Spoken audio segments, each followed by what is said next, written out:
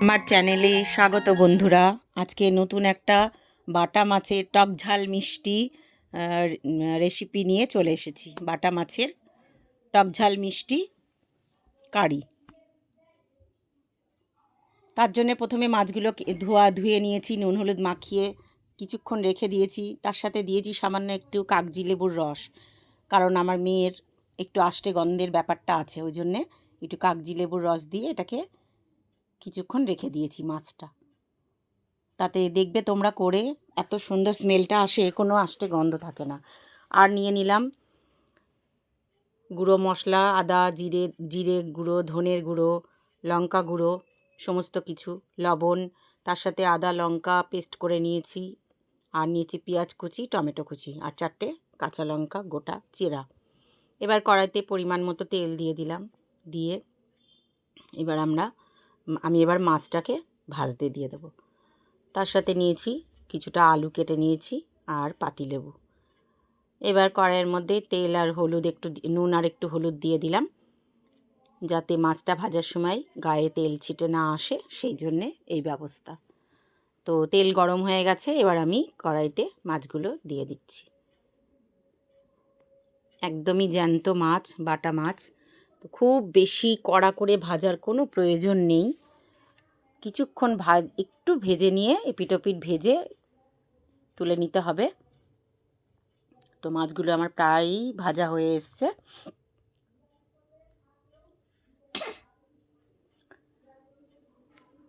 মাছ ভাজা কমপ্লিট। এবার কড়াইয়ের মধ্যে আর একটু তেল দিয়ে নেব। তেল দিয়ে নিলাম। কড়াইয়ের মধ্যে তেল দেওয়া হয়ে গেছে। এবার শুকনো লঙ্কা ফোড়ন দেব। শুকনো লঙ্কা ফোড়ন দিলাম, জিরে 5 ফোড়ন দিলাম, 5 ফোড়ন দিলাম। এবার পেঁয়াজ কুচোনো দিয়ে দিলাম। এবার এটা পেঁয়াজটার মধ্যে একটু সামান্য একটু লবণ দিয়ে দিলাম, পেঁয়াজটা নরম যাতে তাড়াতাড়ি হয়ে যায় সেই জন্যে। তো পেঁয়াজটা এবার ভাজা ভাজা হওয়ার পরে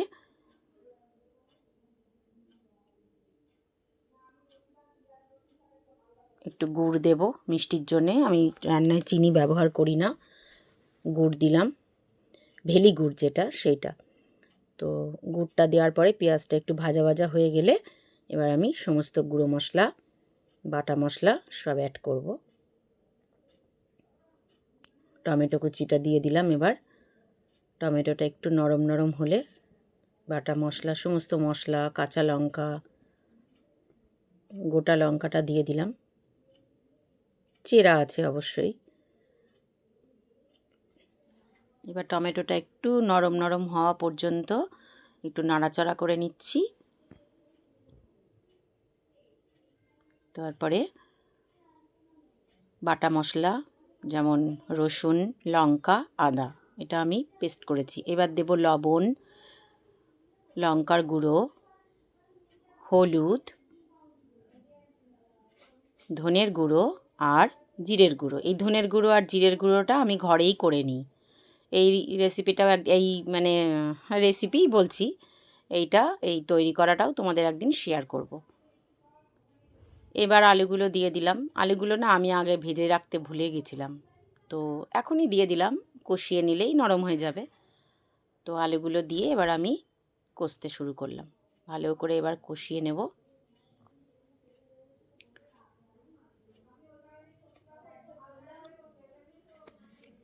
ভালো করে কষানো হয়ে গেলে এবার গরম জল করে রেখেছি।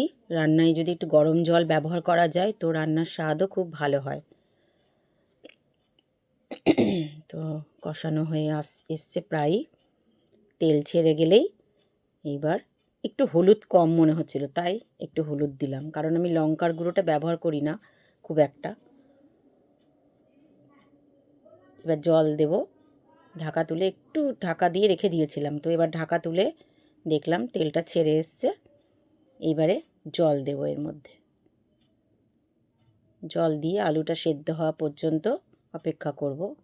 তার আগে, জল দেওয়ার আগে আমি দিচ্ছি জিরে, তারপরে তোমার সর্ষে আর সাদা তিল একসঙ্গে বেটে নিয়েছি, পেস্ট করেছি, করে ওইটা দিয়ে দিলাম। দিয়ে এবার একটু জল দিয়ে দিচ্ছি, জল দিয়ে, এটা খুব একটা ঝোল হবে না, এটা মাখা মাখা ব্যাপারটা হবে, গ্রেভিটা ঘনই থাকবে, খুব পাতলা হবে না ব্যাপারটা।